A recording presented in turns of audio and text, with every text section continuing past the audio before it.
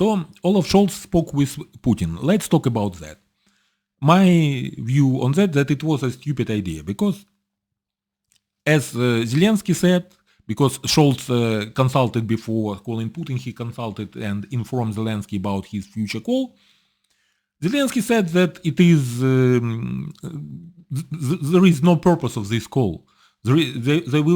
Nothing positive will come out of such call because it will only play into Putin's hands and will diminish Russian isolation. And he's right because, Scholz was not speaking with Putin for 2 years. Putin has not changed his behavior in any meaningful way. Now, because Trump was elected president, Scholz decided to call Putin. What it says to Putin that he is in a position of strength and Scholz in a position of weakness. It was not me who is calling you, it's you calling me, asking me something. I am perfectly okay without your call. So who is initiating the call? This is the needy party. So Olaf Scholz is begging Putin for something, and he put some demands like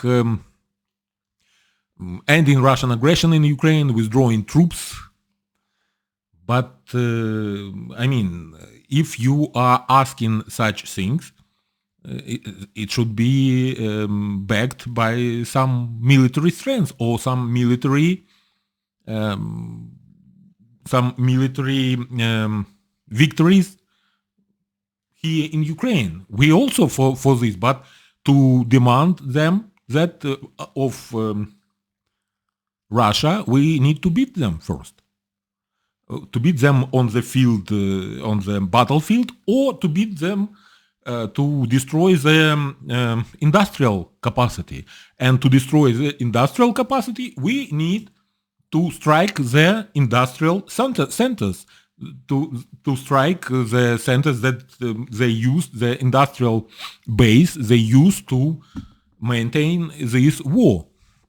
We are doing it, but we are doing it with our own quite not very powerful weapons like drones, which are slow, which are they don't have very heavy payload, so the damage they make is quite limited. So we are trying to do that, but it is Scholz who is not giving us, for example, Tauruses, long-range missiles to strike, for example, some industrial centers in Russia and to inflict much more damage. And now he is just out of the blue calling Putin and saying, withdraw your troops. It's just stupid. And of course, Putin just said, okay, we just... how Peskov described it, that Dmitry Peskov viewed the conversation positively, emphasizing the importance of dialogue, but he said that there is significant disagreements between the two sides remain. So he said it very politely, Peskov, saying that nothing came out of this. On the other hand, it gave Putin possibility to reiterate his stance. He said that he described his views of why this war started. He says that it was because NATO was aggressive against Russia and was preparing Ukraine as a bridgehead against future aggression of against Russia, and also because Russian speakers are not somehow not respected in Ukraine. We know that this is just bullshit. This is just some propaganda talking points, because when Russia first attacked Ukraine in 2014, when they occupied and then annexed Crimea, and when they instigated and supported and were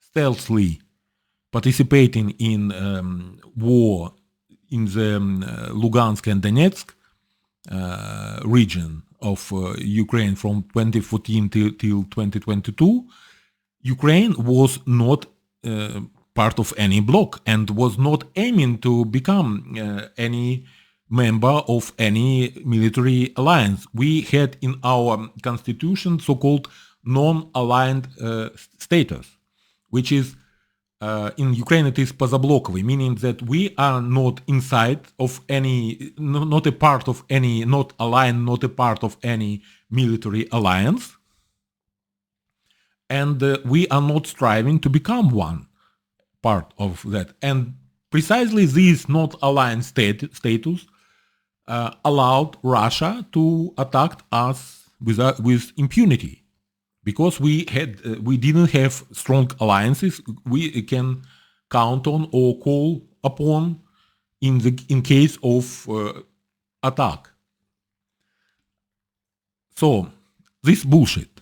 And also, even in 2022, there was absolutely not possible for Ukraine to become a NATO member because we had Germany. I mean, not we. Putin had Germany, Hungary, and possibly Turkey that just would block our acceptance into NATO. We still, after 2 years of war, we still are not even invited into NATO, not speaking about, I mean, well before this war. So this is just fabrication from Russian part. And what about the Russian speakers? I tell you what about that. It's also bullshit, because I am native Ukrainian, ethnic Ukrainian, but I'm a Russian speaker because I'm an older guy. I was from a military family. I lived first 16 years of my life outside of Ukraine into military bases all over former Soviet Union and even in East Germany. And I was speaking there Russian from the time that I born. So my native, I'm ethnic Ukrainian, but my native language is Russian. So I had, for all the years that I'm here in Ukraine, since 1989, I'm here in Ukraine, I have never had any problem because I was speaking Russian. This all also a fabrication, just a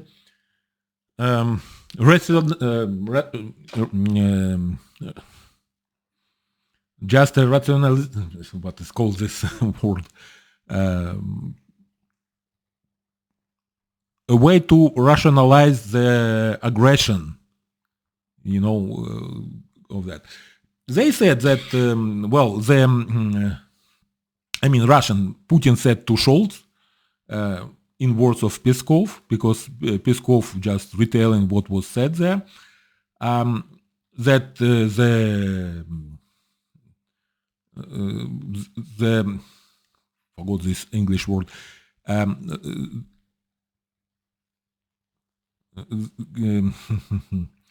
Okay, he said that the reasons for this war, because he is not accepting any guilt of starting this aggressive war. He was defending himself. Yeah. So the reasons for war remain the same. The aggressiveness of NATO and not respecting the rights of Russian speakers. Both of them are good. And he said that we are always open for dialogue. We always open for negotiations. We already told the starting point of the negotiations in last summer in the briefing of Ministry of Foreign Affairs. And I just want to remind you what was said by Putin there. He said that first, Ukraine should not be accepted to NATO and should abandon all NATO aspirations and possibly write this in our constitution. Then we should withdraw our troops from all the regions that are now written into Russian constitution. So meaning the Lugansk, Donetsk, Zaporizhia, and Kherson regions. So 4 regions of Ukraine that are not controlled by Russians. They are not controlled by. They are controlling probably most of Lugansk region. I think just the talking part of Lugansk region is still controlled by Ukraine. But for example, Donetsk region they are not controlling completely, and Kherson and Zaporizhia regions they are not even controlling regional capitals, Kherson and Zaporizhia.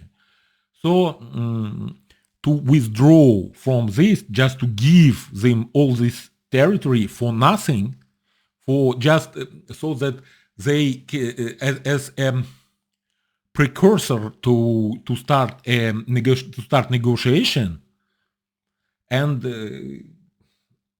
I really hate when people in the West are saying about territories but forgetting about people. There are hundreds of thousands of people living there, and they are forgetting that we are not. They want to restore our sovereignty to restore sovereignty of all the territories that we lost that are now occupied by Russians. Not because of territory, because of people that are left there. About 4 million people are living on these territories that are under Russian occupation, which is not better than Nazi occupation. Just, search for the news about the atrocities that Russian soldiers commit when they come back to Russia. How they kill people right and left there. Because, during some kind of disagreements, during some kind of drunkenness or something like this, they commit all these atrocities back in Russia when they return. Do you think that they somehow restrained in their occupied territories towards Ukrainian population that is living there, that they are refrained from raping and killing these people? People who are asking of us to refuse, to aspire to take back these so-called territories, they are asking of us to abandon all these people, all these millions of people. Then these men of military age, they will be conscripted into Russian army, and then they will be thrown at our positions, and we will have to kill them. You understand that it will be done, just they already did with men from Lugansk and Donetsk regions who were just taken on the streets in the beginning of this war, put into uniform, put into formations, and used as a cannon fodder to reveal the position of our machine guns and other heavy equipment, so that then it can be suppressed with artillery. But they just pushed these people to be, to activate all these heavy machinery, heavy firepower from Ukrainian army. So, and they say that we should withdraw, and not only withdraw, we should put in our constitution that, to remove all these territories from our constitution, because now they are part of Russia. Okay? then so-called demilitarization and denazification of Ukraine. Demilitarization meaning that we should not receive any, we should diminish our military so that they have no meaningful ability to defend our country in case, not in case, when Russia decides to attack us next. So they want to make it easier to themselves to occupy us next time they decide to do so. Okay, and denazification means, I think it's a very vague term, but it means, I think, that some puppet government that might be installed after such a negotiation, because I think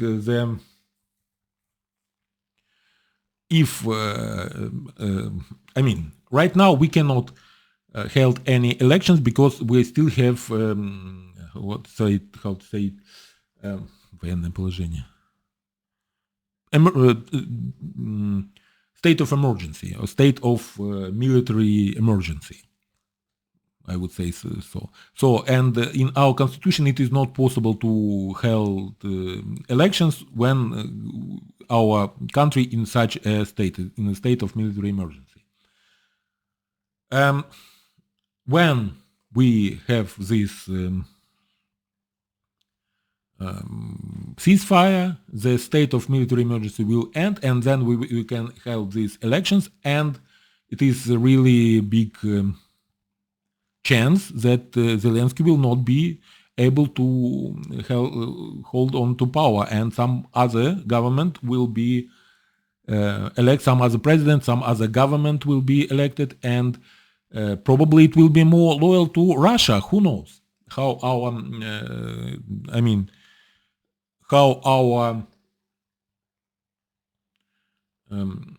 people, how our voters react in case when they have when we have no army to defend ourselves and we have aggressive Russia.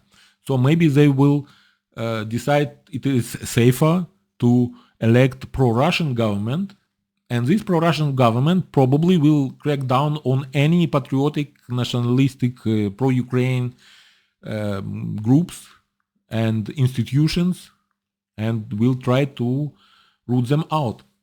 So you see that this plan is, and also the recognition of Russian as an official language in Ukraine.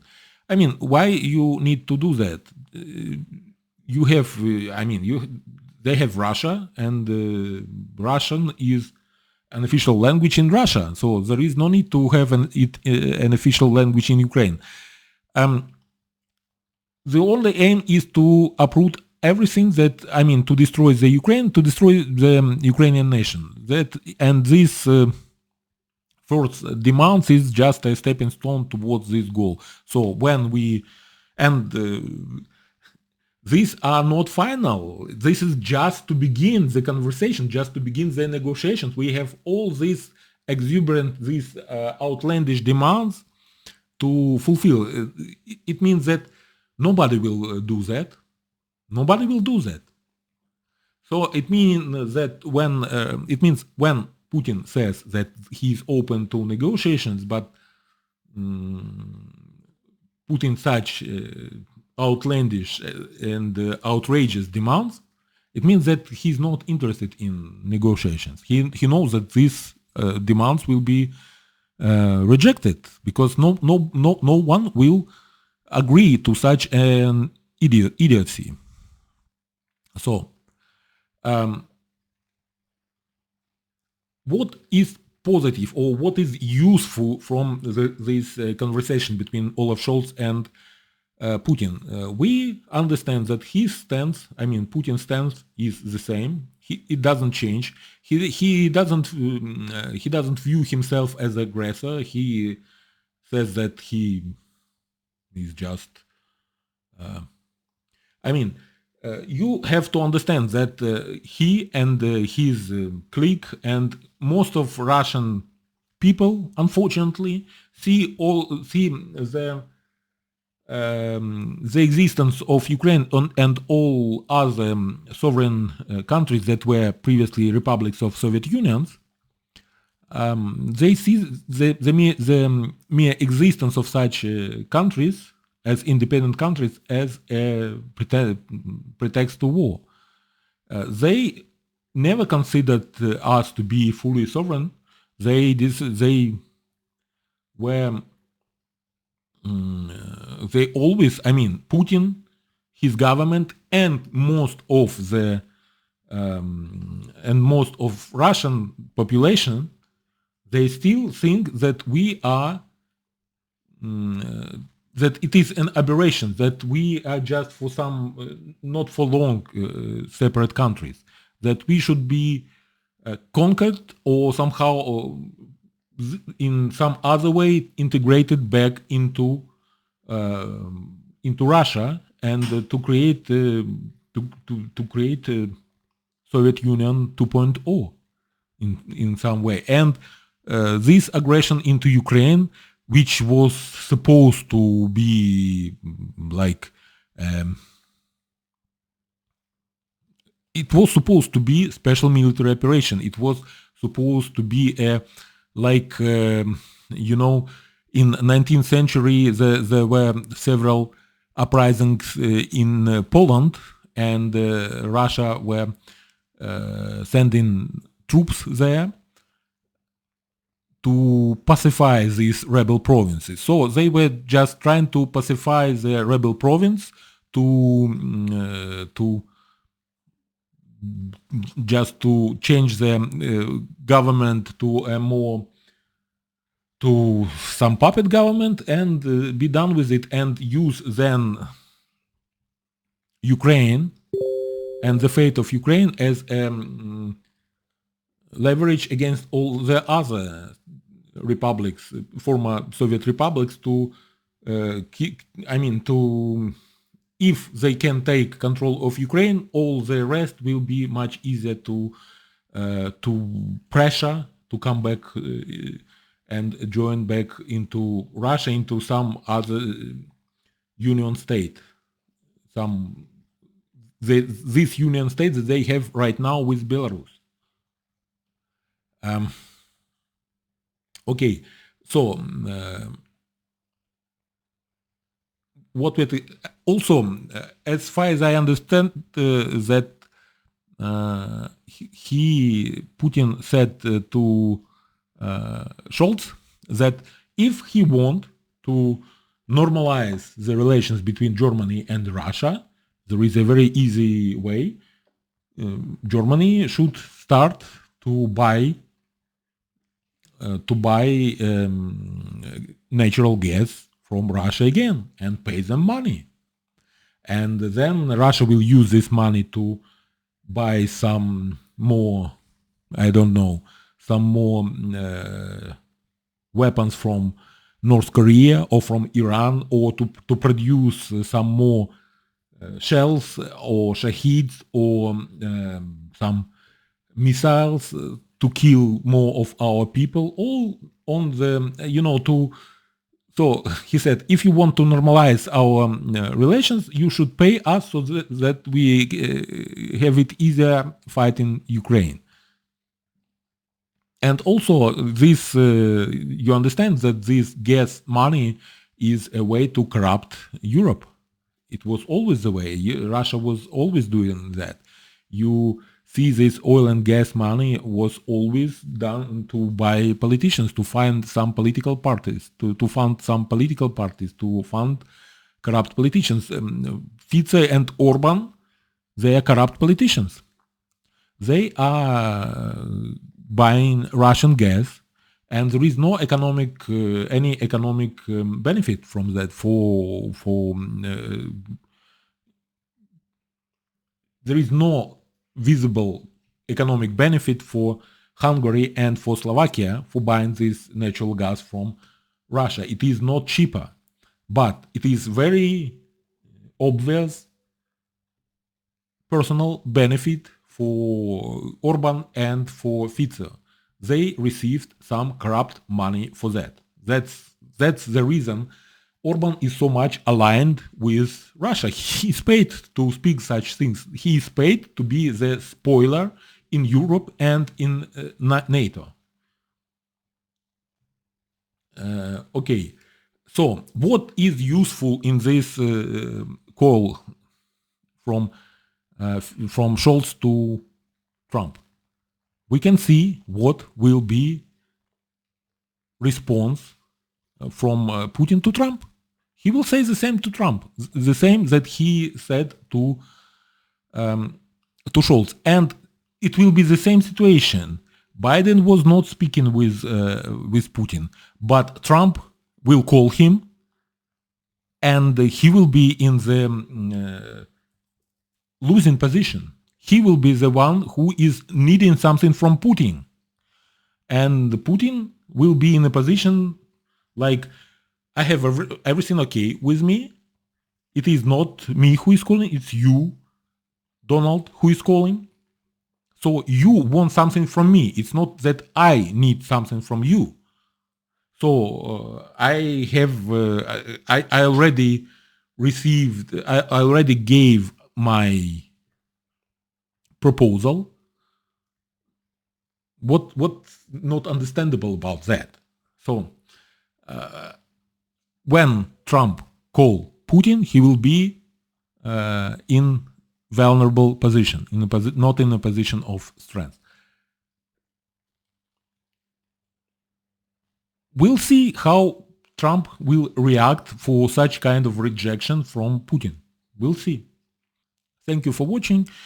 Have a nice day and Slava Ukraini!